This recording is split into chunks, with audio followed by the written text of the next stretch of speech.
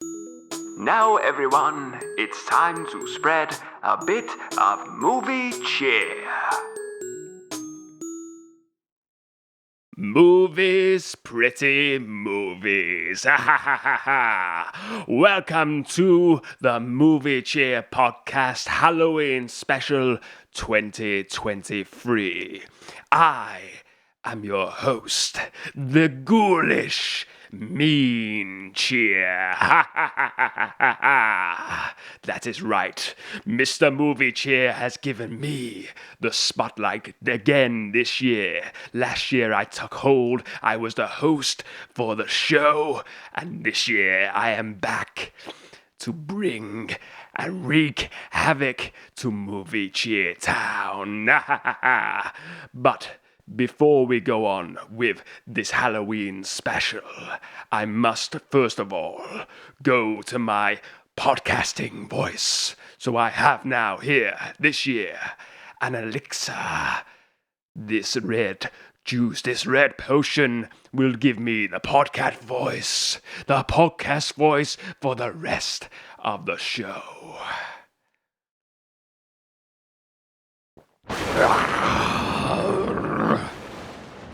That's better. That's much better. Hello, ladies and gents. Hi, and welcome to the Movie Cheer Pod Halloween Special 2023. Yes, I am the Ghoulish Mean Cheer. I am not Mr. Movie Cheer. Movie Cheer has let me take the reins again this year for another Halloween special, and I am very much looking forward to this. There is a few differences between me and Mr. Movie Cheer. If you're a regular viewer, you will know Mr. Movie Cheer wears a cap. Mr. Movie Cheer does not wear a mask, and Mr. Movie Cheer is not as much handsome as I am. I am the most handsome man in Movie Cheer Town. I am the most devilish man in Movie Cheer Town, and I know the most about movies in Movie Cheer Town. And today, I am going to share with you some Halloween movies, some horror movies as well in Movie Cheer Town for the Halloween special. I've got 4 movies to discuss today, ladies and gents, on today's headline topic of Halloween movies. 4 Halloween movies for this time of year to deep dive into, and I'm very much looking forward to it. And I hope if all being well, the mask doesn't fall off and the hat doesn't fall off as well, because it is massively uncomfortable, very very uncomfortable wearing this. But I am Mean Cheer, and I like to be mean to others, to myself. And again, I'm not Movie Cheer. Our opinions differ. Whereas Movie Cheer is a bit more humble, a bit more kind about movies. Mean Cheer, the reins are off with me, Mean Cheer. With me, Mean Cheer, I will just say if a movie is bad, it is garbage. It is. I won't even just say Iron Man 3. I'm going to say every single movie. You know what I mean? I'm going to go all out. It's the reins are off. The swear jar might even come out on today's show. I'm just saying. But yeah, it's going to be a fun, terrifying Halloween special, and I'm very much looking forward to it. So before we get to that headline topic of Halloween movies on today's show, we are going to start the show off with a segment I believe Mr. Movie Cheer calls What's Been on the Screen. Ooh, what's been on the screen?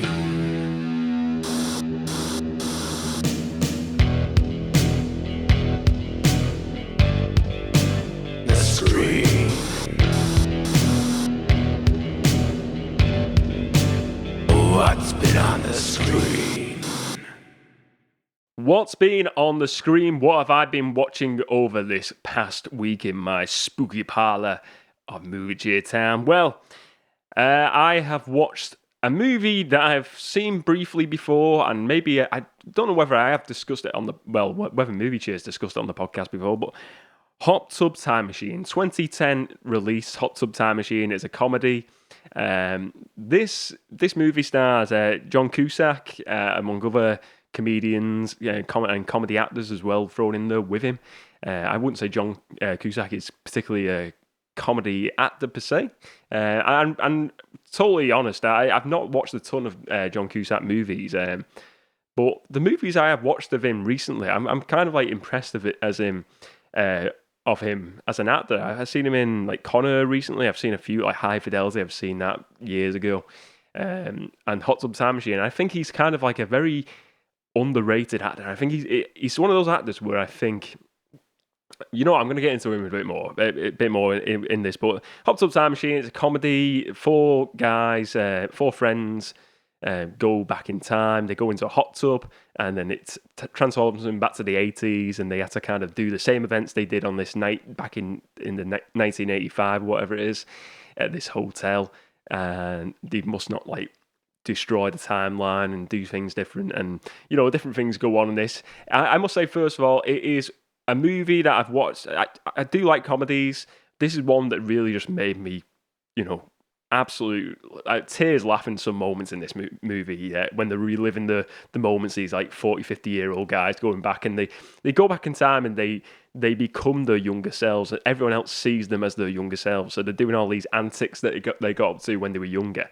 But honestly, there's so many great scenes in this where I was just burst out laughing, just out at fits of laughter. It was so funny watching this movie. I really enjoyed it.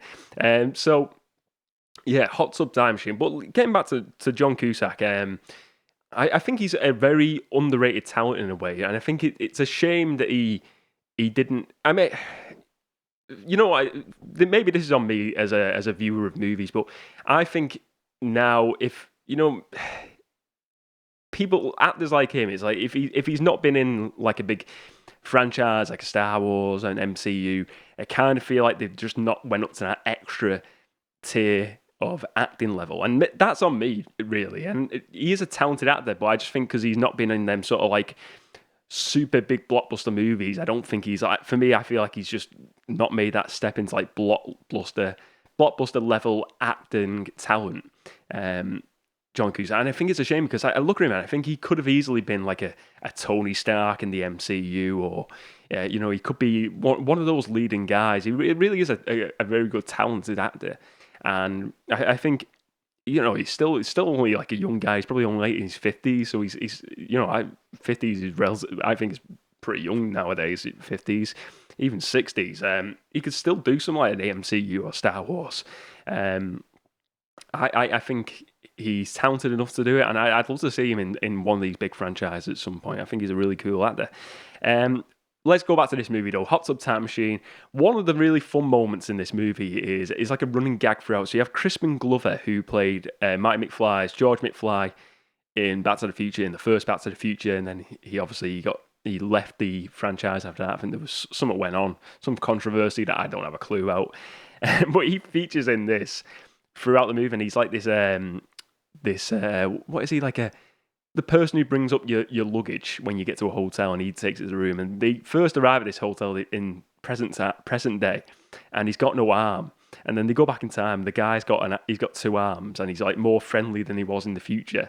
And you see this like running gag throughout the movie, like when's he gonna lose the arm? And you see him like he's in a lift where they think he's gonna like get his arm caught in a lift, and then there's like other moments where he's like falling, like he goes to grab them off a building, and you think, oh, this is it. And there's tons of moments that like, oh, this is it. And it's a running gag throughout the movie. And then you see in the end, he does eventually lose the arm, but things happen where it potentially changes the ultimate outcome of it. But I think that's another running gag. But honestly, this movie is, I know it's had a sequel, and I don't think the sequel did that well. I'm actually interested to see the sequel. It doesn't star John Cusack in the sequel though, which is a shame. But I'd be interested to see it. But I do think it is like a really fun time travel movie. Just again, and just an all-out laugh comedy. Just the moments in this movie are very funny. And I think the actors in it are relatively well known, but like not super. Like it's not like a star-studded cast, I'd say. It's like kind of like the more like your B-list comedy actors. But I think it really works really well. And you've got Chevy Chase in there. He plays a sort of like timekeeper, time guide throughout the movie. He's like fixing the hot tub, and he's like giving them sort of like direction and what to do next in this movie. So you've got Chevy Chase in there as well, which is really cool. But yeah, really a fun movie to watch, and yeah, I really did enjoy it. And it's as Mean Cheer, I would have loved to tear this movie apart, but it is a fun movie, and not particularly a Halloween movie, but definitely a fun comedy. Next, I moved to a 1999 movie called Office Space. Now, this one has been, I've heard about this taught for years, and I think maybe I've attempted watching this before and I didn't think much of it, but I watched it all. 1999 release, directed and written by Mike Judge, who people would maybe know that name. He is the writer and co-creator. Well, he was the writer. I think he was the creator of Beavis and Butthead, the cartoon from the 90s, and he was the co-creator of King of the Hill. So he wrote and directed this, and he actually stars in this in a small role. But basically, the premise of the story is you've got in this. Well, you've got in the first of all actors in it. You've got Ron Livingston and Jennifer Aniston in this movie. It's kind of to me, this has been described as like a cult classic movie. This movie, and I thought, let's give it a shot. Let's see what this movie is all about. I watch it, and I'm watching it. The premise of the story is like these three guys, Ron Livingston's character and two other guys. They work in this office, this mundane office cubicle job, and day to day they're just absolutely bored with the boss. The boss is always on the back, and they basically Ron Livingston's character. He goes to a hypnotherapist, and the hypnotherapist does this thing where he says, like, you'll be really happy and uplifted in everything you do, and until the point I click my fingers. And basically, the guy has a heart attack and dies before he clicks his fingers. And then Ron Livingston's character has this everlasting happiness, and he's just overjoyed and not bothered about anything. And he goes into, he stops going into work, and then he goes in, and he just basically tells these guys who are cutting jobs that, the place is a mess, and they absolutely love him. They love his honesty, because he sort of says the bosses are always on his back, and there's too many bosses doing too many different things. And he gets promoted, even though he comes in and he's just basically just comes in and just literally throws a sledgehammer basically on management in the place he works at. But they promote him because they admire his honesty and his sort of gung-ho attitude. And basically then he finds out his friends are going to get fired, and they come up with this plan to take money out of the business without the business knowing, and they mess up the plan, and they want to take pennies, basically small amounts over a period of 2 to 3 years, and they end up taking out hundreds of thousands of pounds dead quickly. And then the plot ends. I mean, spoilers for this movie. It's a 99 movie, so it's over 20 years now. It ends with one of the other characters in the plot who is getting fired. He just burns the office down, and it burns all evidence of the money being taken, and that is the end of the movie.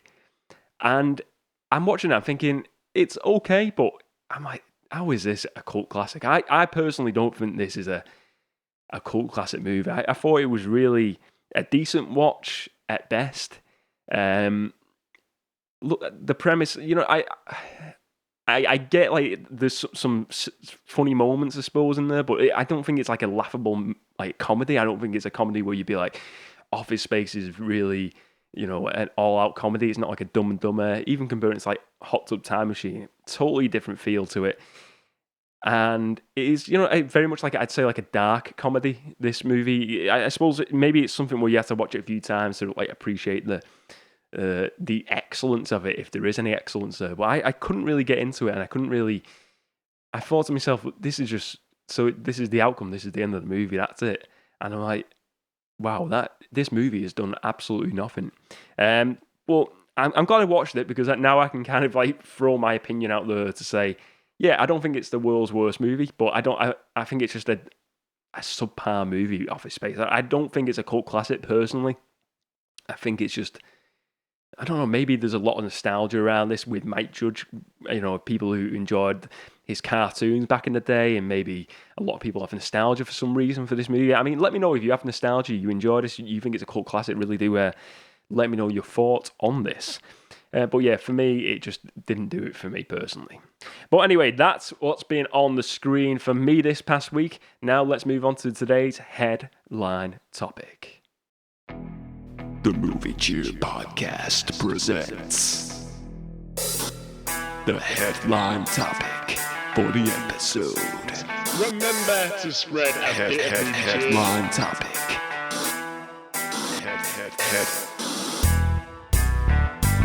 Headline topic. Remember to spread a bit of movie cheer.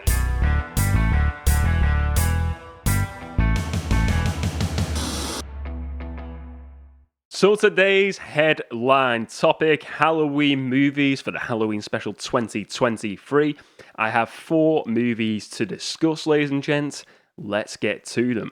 So first of all, I'm going to start off with a 1980 movie, an adaptation of a Stephen King novel, and that movie is The Shining, directed by Stanley Kubrick. First time watch of The Shining. I am not a big horror guy, the same as Movie Cheer. Me and Movie Cheer, we're not actually that fond of horror movies. That's something we have in common. Sometimes I do like a good horror though. It depends on the horror movie. But this stars Jack Nicholson as Jack, how original, he takes his own name, and Shelley Duvall as his wife Wendy. Now I'm going to go, because this is a movie that I know some people still haven't watched, and then I'm going to say some spoilers for this movie ahead of it. So if you've not seen The Shining still, I'm going to mention a few spoilers, so maybe skip 5 minutes ahead.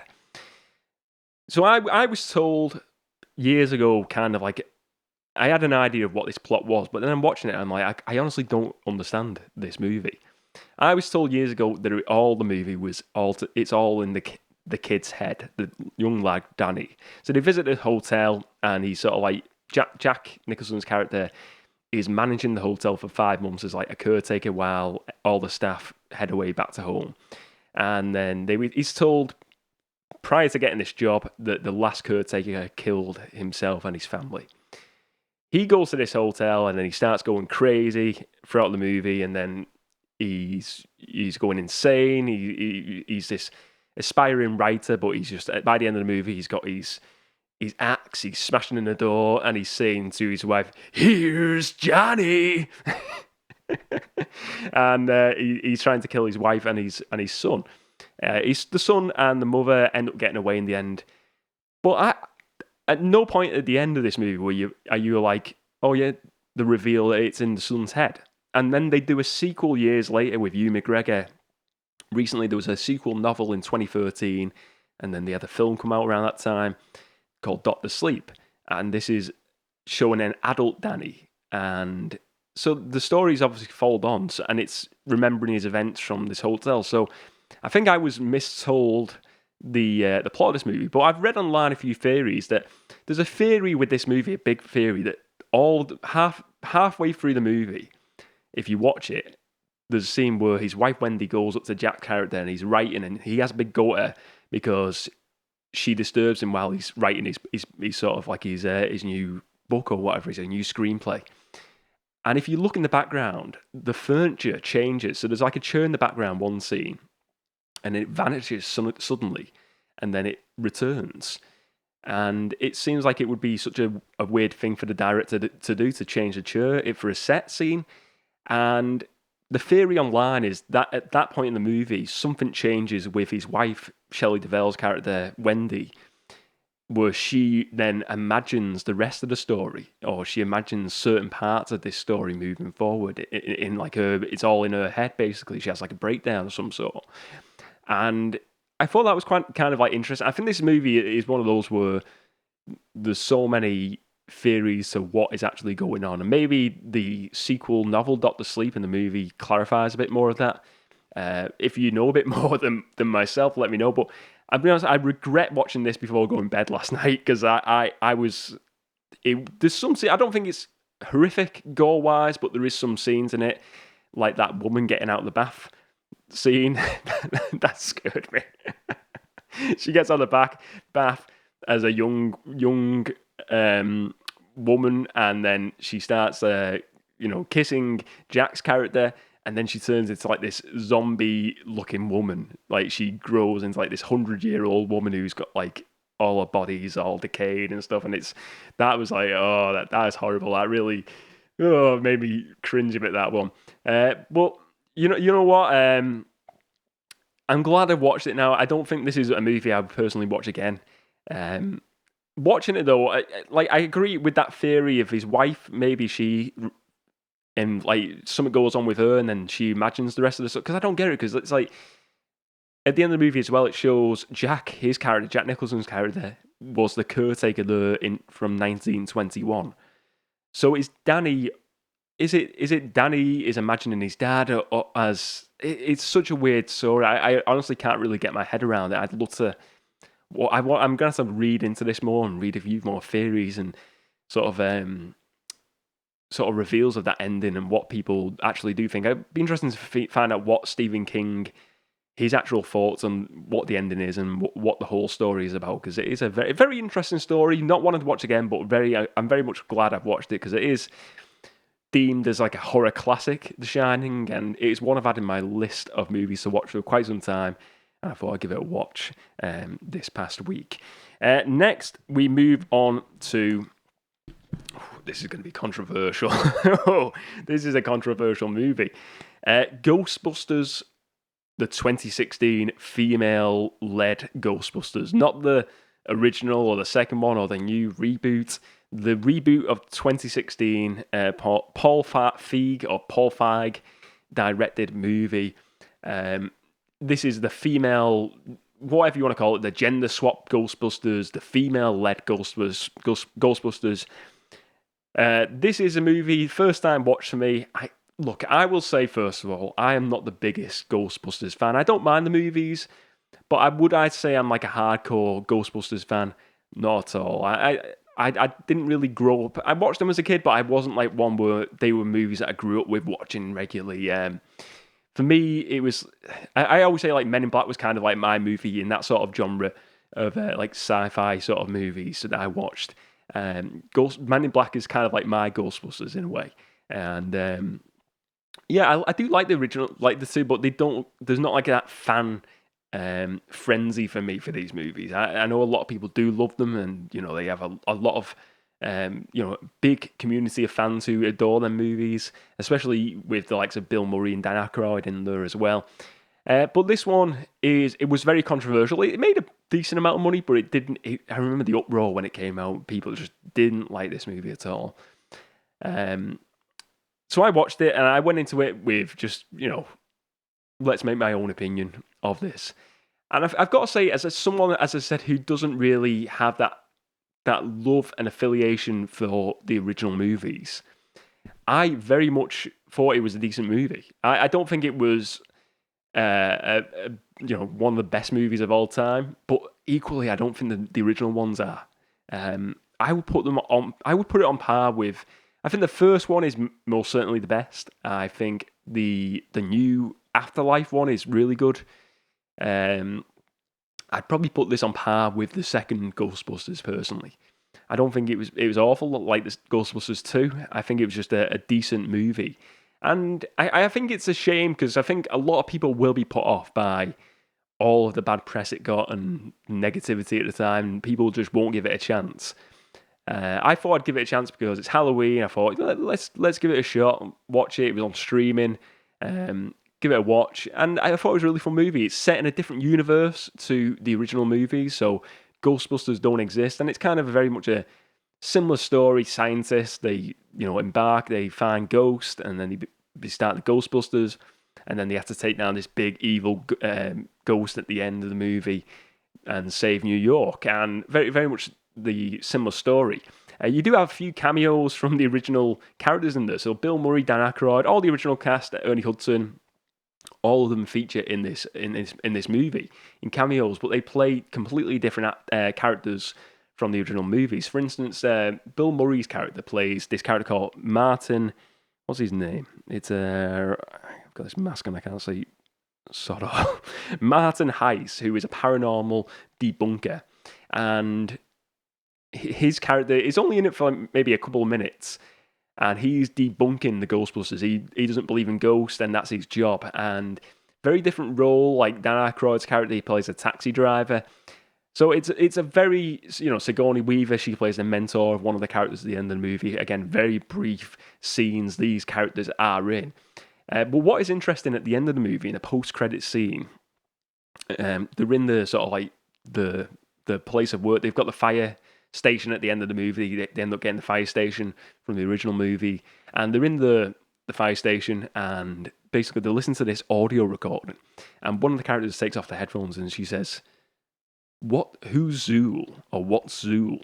And obviously Zool, the villain from the first Ghostbusters movie, and it's like they have either connected to the original Ghostbusters universe, that it's like a parallel universe, or maybe Zool was planned as the villain for a sequel that never happened with this version, this reboot of Ghostbusters. It would have been, it brings up the question: were they planning for a sequel to maybe go into a different universe, into the original universe, and team up with the original Ghostbusters? I personally think that would have been really cool to see in a sequel, and I bet that was probably the plan. Or maybe the original Ghostbusters come into their universe to help them, or something like that. Something like that would have been really fun to see on screen, I think. But yeah, I think I get why people don't like it, because, as someone who enjoys, as my favourite fandoms, look, I remember like it's kind of like Star Wars, and Star Wars, everyone loves the original trilogies, and then some people don't like the prequels, some people don't like the sequels, they don't like certain characters.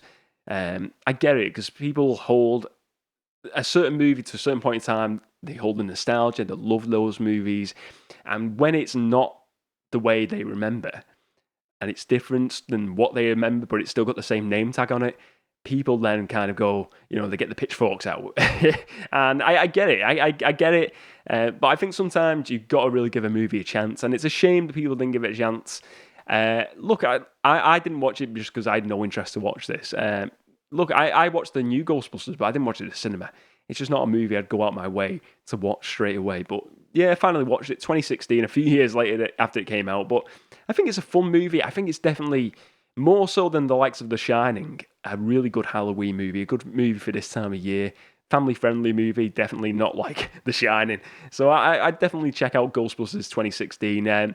Go into it with open eyes, open ears, and just enjoy it for what it is, and don't compare it to what the original Ghostbusters was. I think that's the best way to approach this movie in particular. Next up, I'm going to do kind of a bit of a double feature here. So I'm going to talk about one movie, and I'm going to talk about the sequel to it. So first off, Hocus Pocus, 1993 movie, and it had a sequel in 2022, Hocus Pocus 2. Let's talk about both of these movies. So Hocus Pocus, the original, I've never watched these movies before. I do have a recollection of kind of like watching Hocus Pocus as a kid, maybe bits of it, but I couldn't remember it. Basically, the story is the Sanderson sisters, who are these three witches, led by Bette Midler. They're basically the witches in the 1600s. They turn this young boy into a cat, and he'll live forever, and they basically kill his sister, basically turn her into like a ghost, a spirit, like. And they are then hung. This is a Disney movie. They show bits of it, and it's kind of like a bit like, you think for a Disney movie this is a bit weird. But 1993, then from the 1600s, it goes to the 1993, the future, into present day of 1993 when that movie came out. And basically the house now is just like this old relic house, this old like haunted mansion in, I was going to say movie cheer town, in Salem. Salem is known for its like witch trials. It's known for its sort of like Halloween-esque feel. I'll be honest, I'm not going to say I'm a historian of Salem. It's something I've heard mentioned in TV shows and movies over the years. Salem is a very much like a Halloween haunted town where witch trials used to take place. Basically, this young character moves to the town, and he lights this candle that brings them back to life. And then they try and steal his sister and basically try to, get her essence, her beauty. So basically, they try and get a young child. They try and get this young girl at the start of the movie, and they get her. And they try, if they can eat the soul or eat this young girl, they get everlasting life. If they don't do it by sunlight, they end up disappearing for good. Basically, spoilers for the end of the movie. It doesn't happen. They don't end up getting the young girl. Mr. Binks, the cat, ends up becoming free again. He becomes a human spirit, and him and his sister go off into the distance. In wherever they go to, heaven, a happy place, wherever you want to call it, and it's a happy ending. And I will say, let's talk about this movie. I thought it was a really fun movie. I loved some of the songs in it were Bette Midler and the other witches are singing like I Put a Spell on You. I thought it was really fun. It's a goofy movie for Halloween. It is, it really is a Halloween movie. Talking about, I feel like we went on like a spectrum of where Halloween movies go. We went horror to pure Halloween movies. Hocus Pocus is a fun Halloween movie for all the family, and it's something I really did enjoy watching, and something I'm definitely going to put into my, into a slot of movies that I watch every year now at Halloween. I think it's really fun. The sequel is I wouldn't say the sequel is just as good as the original. I think it is, a decent movie though. I don't think it's a bad movie. I think it's definitely a decent sequel, because sequels are hard to do. Sequels are hard to do, and especially 30 years later to do a sequel, it is tough. Sequel is set in present day, and basically they come back again. These young girls who dabble in witchcraft light this candle. That basically the if a virgin lights this candle, they come back on a full moon on Halloween. These young girls who do witchcraft, they light the candle, they come back.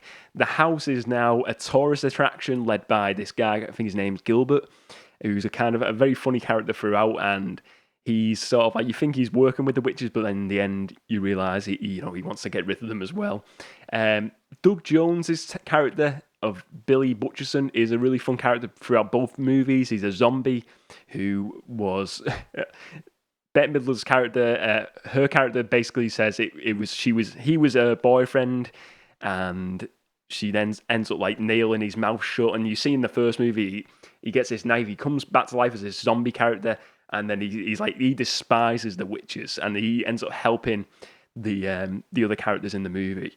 But yeah, the second one I think it's a fun movie as well. I think the highlight for me, I thought the young actresses at the start of the movie, because it kind of tells the origin of the Sanderson sisters. It shows them as young girls, and I thought at the very start of the movie, we see in the town in Salem where they get banished from the town, and they must be played by like 10-year-old actresses, and I thought they were really great, the actresses, because they really embodied the characters made famous by like Bette Midler, Sarah Jessica Parker. I thought they were really talented. I was watching these young actresses. I thought they really got it spot on, the impersonations, the way they act as them characters. I thought it was really fun to see, and I like that little origin story. Now there is talk about Hocus Pocus 3. Would I like to see that? Would it be something I'd be interested in seeing? Would it be a good idea? I think the way it ends, because it ends on with Bette Midler's character, she kind of comes good in the end because she wants all the power, but she realizes that in this book of spells, she does this power to become like the almighty witch.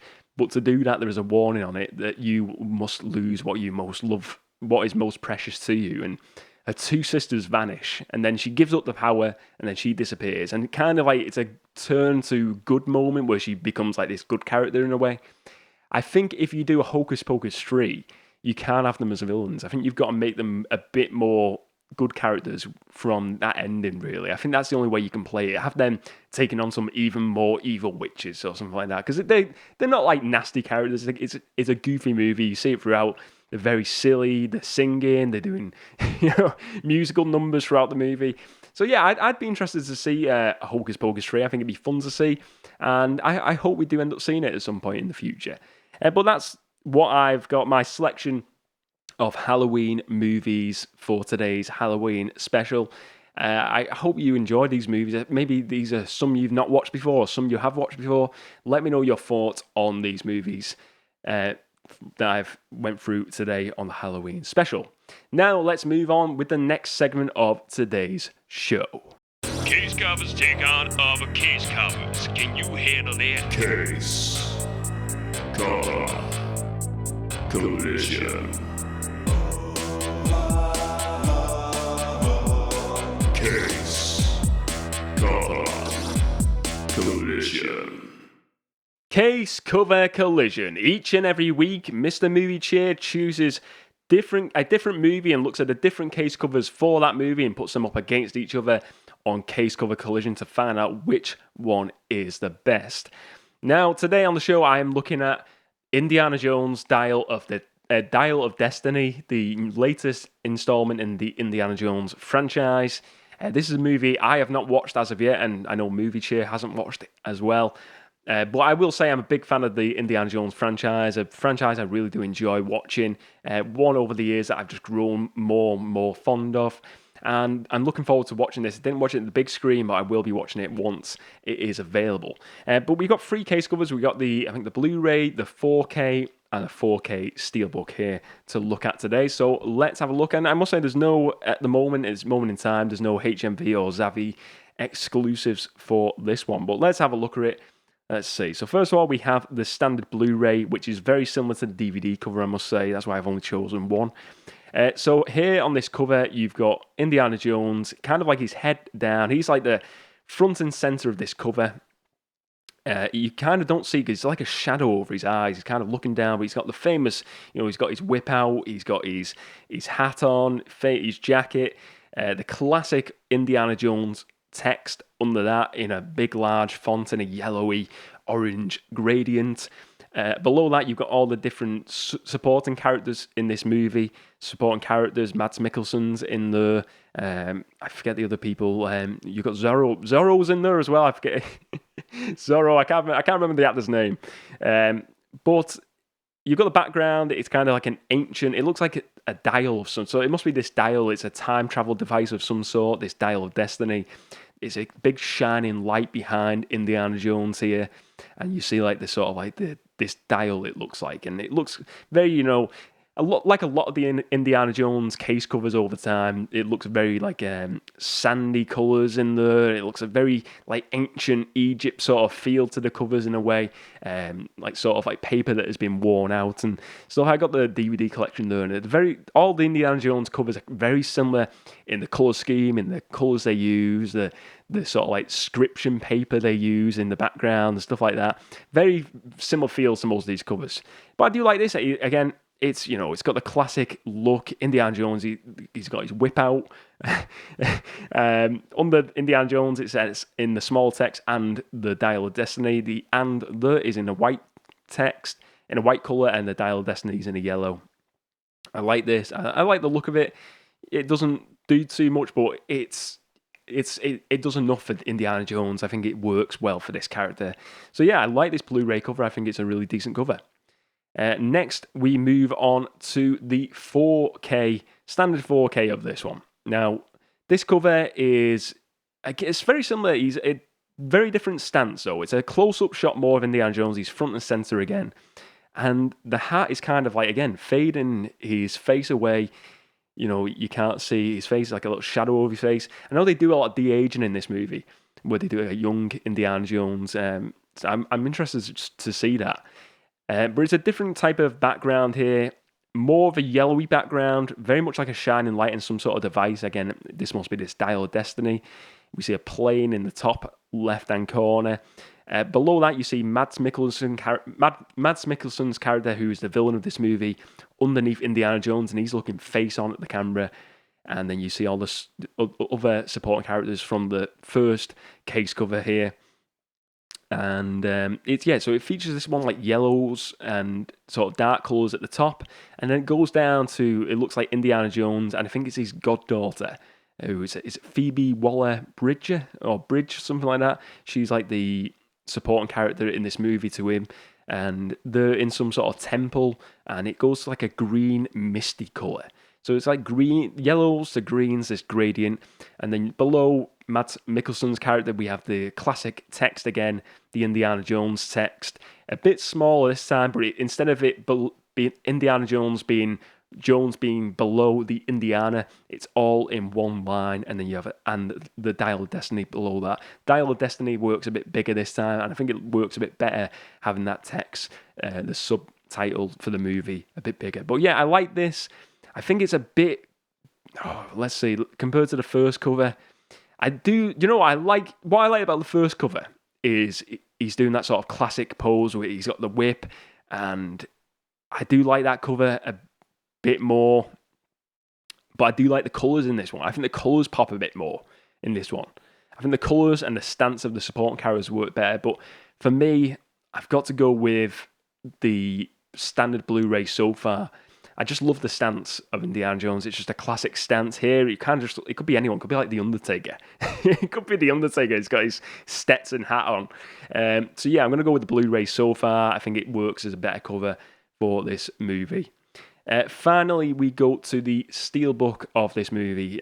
This one, it is very simple. Not much going on colour-wise. So it's like a map of the world, or the different locations he's going. A compass. This compass looks like it could be the Dial of Destiny, this device. Indiana Jones's whip and his hat, all sitting on top of each other.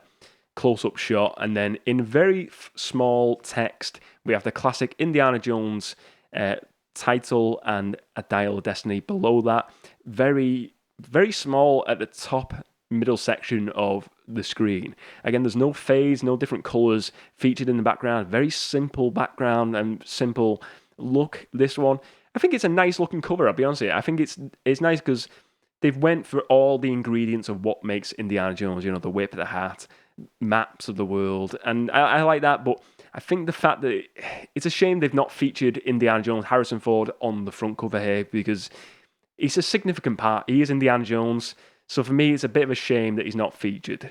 So for me, the winner of Case Cover Collision today has got to be the Blu-ray cover. I think it's a great looking cover.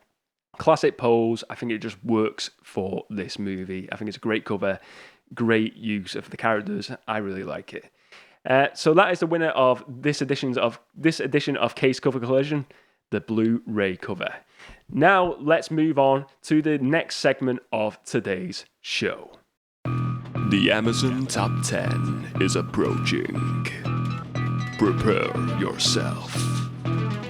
10, 9, 8, 7, 6, 5, 4, 3, 2, 1.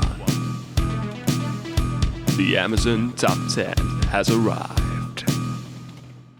The Amazon Top 10. Each and every week I give you the Amazon Top 10 for Amazon.co.uk for 4K, Blu-ray and DVD sales. Let's look at the best sellers list for this week, ladies and gents. So first of all, we have at number 10, we have The Crown Season 5 on DVD. At number 9, we have Oppenheimer on Blu-ray. Number 8, we have The Super Mario Bros. On DVD. At number 7, we have Oppenheimer on DVD. Oppenheimer is taking over the charts a bit this week. That's at number 7. At number 6, we have Meg 2, The Trench on DVD. At number 5, we have Oppenheimer, the Amazon exclusive Steelbook 4K at number 5. At number 4, we have Mission Impossible, Dead Reckoning Part 1 on DVD. At number 3, we have Doctor Who 60th Anniversary Specials on Blu-ray. At number 2, we have Barbie on DVD. And at number 1, this week, it is the Doctor Who 60th Anniversary Specials Steelbook on DVD. That is the Amazon Top 10 for this week, ladies and gents. Now, let's move on to the final segment of today's show. And the final segment of today's show is Not So Worthy Blockbuster Housekeeping. This is the part of the show where I discuss what's going on with the channel, what's going on with the podcast, what's going on in Movie Cheer Town. It's just a general chit-chat at the end of the show where I ease out of the show and talk about what's going on in Movie Cheer Town. So first of all, let's talk about some comments on the channel over this past week or so. First of all, I want to talk about a comment on the PS5 Ultimate Media Machine with Dolby Atmos Quick Topics episode. And we have a comment from Simon from Shortbox Sharks. Simon has been on the channel before. He's a top guy. He's got a great channel, great podcast going on there, talking about comics. And he's got a really cool Instagram as well, Simon. So check him out. He's a cool dude. He put a comment on there, 100% agree, 90s movies are the best. Love Connor and True Lies too. Yeah.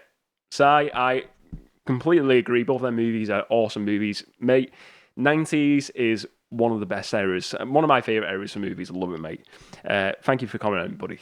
Another comment here we have on the Should You Buy a DVD Player in 2023 video. We have it from Stuart O'Brien, 78. What happened with the movie Artemis Fowl? it got canned by Disney and it was never released on physical media. I remember that movie. I've not watched it, but I remember it was, I think it's like a book series. So I don't know if is it still on like Disney Plus, or did it kind of has it been totally taken off? Because I know like that Willow sequel TV show that got pulled off Disney Plus. It's surreal that they make these big productions. It's obviously some sort of write-off they do, and to get money back. But I don't know. Yeah, that's a weird one, Stuart. I think it's crazy the way they do it, mate. I don't get it. I don't understand why they do it. Obviously, it must be financial, but it's a shame if it's a movie you enjoy. Personally, I've never watched that movie. I have no fandom for that movie, but if you do like a movie, it's a shame if that's the case. But yeah, great comment, buddy. Great comment. Next up, we have a comment from Beard78748. I don't know.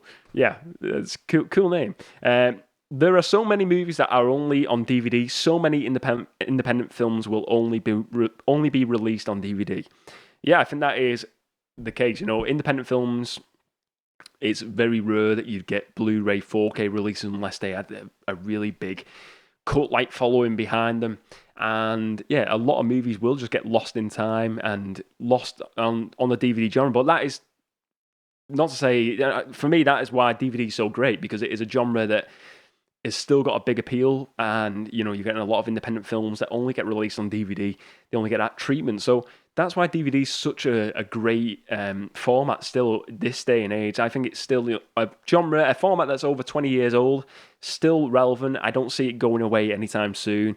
It holds up the quality, unlike the likes of VHS. So for me, it's still a great, I'm an advocate of DVD. I think it's a great format. So is Mr. Movie Cheer as well. But that's something we both have in common. We both like DVD. So yeah, some great comments there from the community of Movie Cheer Town. Let's talk about something coming up this coming week on Monday on the Patreon. Patreon, if you want to become a Patreon member, it's $1 a month, and you get bonus podcasts, bonus videos. I put out a new piece of bonus content every month, the last Monday of the month, and I've got a really good video coming up from Mr. Movie Cheer called Movie Mag Probe Files. Something that he's had planned for a while now, where he takes a movie magazine and goes through it in depth, in detail, and sort of like discusses all the different things about it. And it's a 30-minute episode. He said it's really good, and that's coming up this coming Monday. If you want to become a Patreon member, check it out. You can become a member for a month, watch all the content you want, and then leave. It's entirely up to you. If it's there, if you want to hit an extra slice of Movie Cheer, basically. What else has been going on? Well, first of all, I want to say big thank you to, first of all, the Movie Cheer Town community, as always. This community, for me, is fantastic. I know Movie Cheer absolutely loves doing this podcast every single week, and he just enjoys the community aspect of, talking about movies and discussing movies with other people who are big fans of movies. There's been a sudden, a massive amount of subscribers recently. I don't know whether if it's bots or it is real people, but there's been a massive amount of subscribers on the channel. So big thank you, a big welcome to all our new subscribers, and also always a big thank you to everyone who's been a subscriber for so long already. It's great. We're getting very close to that 1,000 subscriber milestone. I know it's only a number, but I think it's a really cool number to get to. For doing this channel, I know Movie Cheer really puts a lot into this, and he really enjoys it, and he appreciates, people in this community. He really does. So this community doesn't work without everyone else. Everyone who's collaborated with Movie Cheer, everyone who has commented, it doesn't work without all of you. So it is a community, and he is very happy about getting closer to that mark. Personally, I'm the Ghoulish Mean Cheer. I couldn't care less. But he said thank you. And what else is coming up? What else is not so worthy Blockbuster housekeeping? The vlog last week, Movie Cheer went to the Liverpool Comic Con and did a bit of a movie vlog. He has told me that he is considering doing more of these sort of vlog type videos moving forward. Visiting maybe, charity shops, movie museums, meeting up with other channels, or people who are in the community, and doing movie trips or whatever. Let us know, is there any certain sites in the UK you'd like to see Movie Cheer go to? But yeah, I know he's got plans. He's thinking about doing a few more of these because he enjoyed doing it and it's something different for the channel as well. But yeah, that video's done really well, and I love the interaction with Movie Cheer on that video. But anyway, ladies and gents, that is it for the Halloween special 2023. It's been a fun episode to do. I'm glad that Movie Cheer has given me the mic. He's given me the chance. He didn't have much choice. I gagged him up and I put him in the dark room. The room to the left of me here. He's sitting on the toilet now, tied up, and he had no choice. So I'm kidding. He gave me permission. He said I'm okay to do it. I've enjoyed it. I love Halloween. I love celebrating. I love watching Halloween movies. And it has been a joy to present the Movie Cheer podcast today on Halloween for the Halloween special. So I know Movie Cheer would say thank you to all you ladies and gents. I will say thank you to me, the Ghoulish Mean Cheer, for being the host today. I think I deserve the thank yous, not the audience. Movie Cheer would thank you, but I'm Mean Cheer. Mean Cheer doesn't... Hang on, the elixir. I am Mean Cheer. Oh, the elixir is wearing off. I am the Ghoulish Mean Cheer, ladies and gents. It has been good to experience this episode with you all. But now it is time for it to end. Remember to spread a bit of Halloween cheer. For I am the Ghoulish Mean Cheer. Have a great Halloween. And I will see you next year. Or maybe very soon.